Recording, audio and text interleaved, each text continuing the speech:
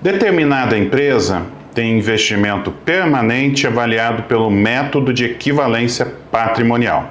A investida distribuiu lucros para essa sócia em percentual divergente do definido no seu contrato social. No contrato, a participação da investidora é de 40%, mas ela recebeu mais do que 40% dos lucros distribuídos pela investida, ou seja, um montante superior ao que foi reconhecido contabilmente dentro da sua proporção de resultado de equivalência patrimonial. Afinal, como proceder neste caso em relação à contabilização?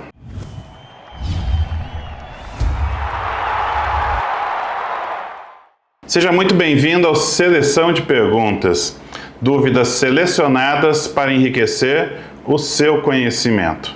Bom, primeiro e fundamental aspecto: o contrato social da investida prevê a distribuição desproporcional de lucros conforme faculta o Código Civil vigente?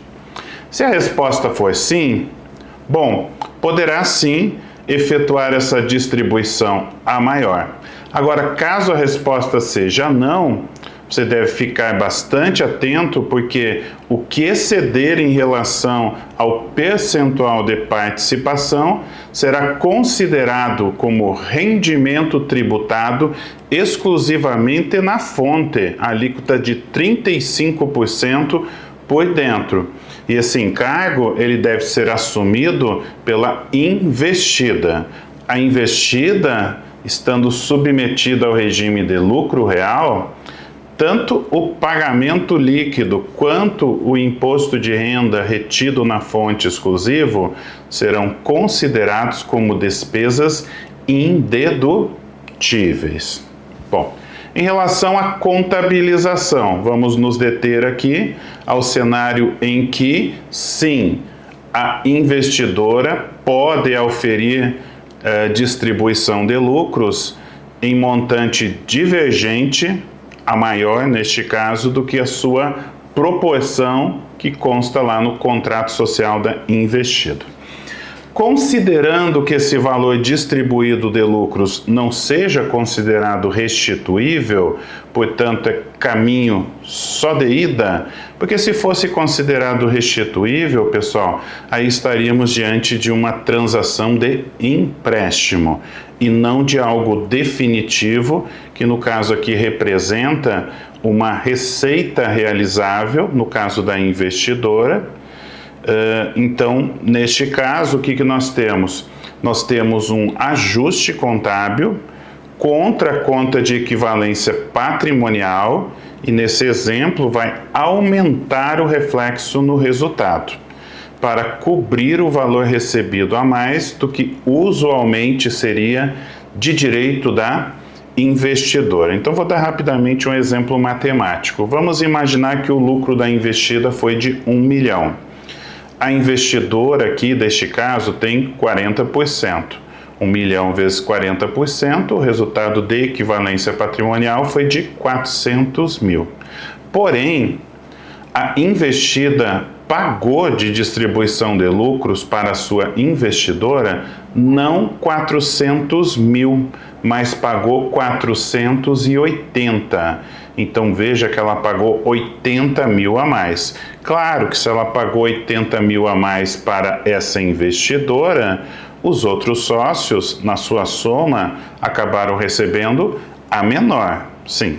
Por quê? Porque a investida não poderia, não deve distribuir a título de lucros a mais do que ela apurou através da sua escrituração contábil. Portanto, eu tenho 80 mil aqui a mais de lucros distribuídos, eu vou ter que complementar o resultado de equivalência patrimonial. Portanto, eu vou creditar resultado de equivalência patrimonial e vou debitar os 80 mil lá no ativo investimentos permanentes, empresa investida ABC, ok?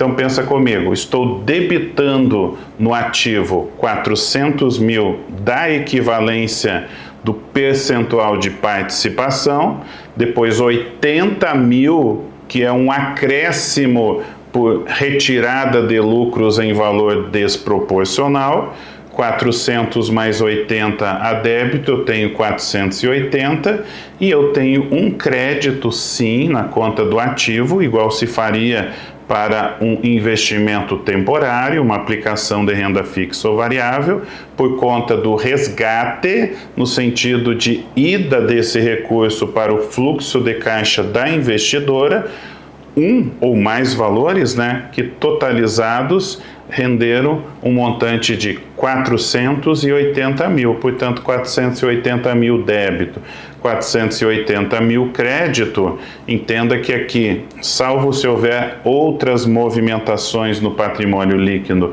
da investida, eu vou iniciar e vou concluir o período exatamente com o mesmo saldo contábil na conta de investimentos permanentes.